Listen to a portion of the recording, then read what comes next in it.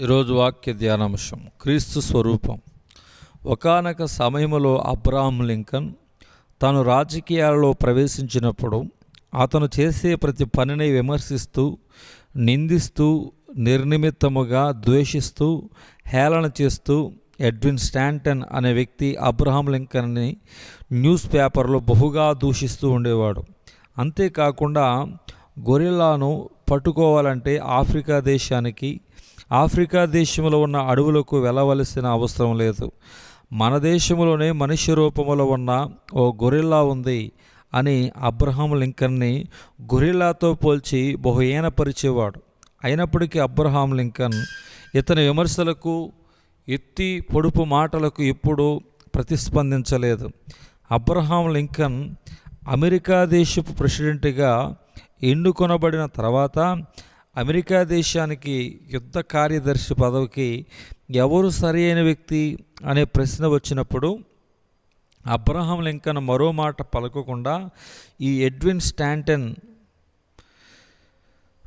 స్టాంటన్ని America దేశపు యుద్ధ కార్యదర్శిగా నియమించాడు. ఎప్పుడైతే అతన్ని యుద్ధ కార్యదర్శిగా నియమించాడో తన చుట్టూ ఉన్న మంత్రులు అబ్రహాం లింకన్ చూసి, అతడు నిన్ను ఎంతగానో దూషించేవాడు, నిర్నిమిత్తముగా హేళన చేసేవాడు, నీ గురించి తప్పుగా ప్రచారం చేసిన వాడిని ఎందుకు నీవు యుద్ధ కార్యదర్శిగా నియమించావు అని ప్రశ్నించారు. అప్పుడు అబ్రహాం లింకన్, నన్ను ద్వేషించినప్పటికీ అతనైతేనే ఆ స్థానంలో సరిగ్గా సరిపోతాడు, కనుక అతనే యుద్ధ కార్యదర్శిగా ఉండనివ్వండి అని బదులిచ్చాడు. ఎంత గొప్ప నాయకుడు! తాను నిందించబడి ఉన్నప్పటికీ, తనను హేళన చేసినప్పటికీ తిరిగి నిందించక, తిరిగి హేళన చేయక అతనికి ఉన్నతమైన స్థానాన్ని ఇవ్వటం, ఇది కేవలం క్రీస్తు స్వరూపం ధరిస్తే తప్ప సాధ్యం కాదేమో కదా. కొంతకాలమైన తర్వాత అబ్రహాం లింకన్ హఠాత్తుగా హత్యగావించబడ్డాడు.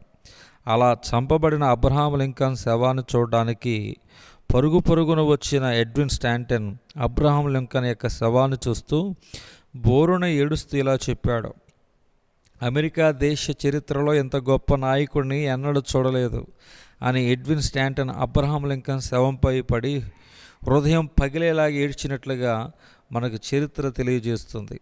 నీ శత్రువులను ప్రేమించుడి, మిమ్మల్ని హింసించు వారి కొరకు ప్రార్థన చేయుడి అని మత్తయి సువార్త 5:44 చెప్పబడుతుంది.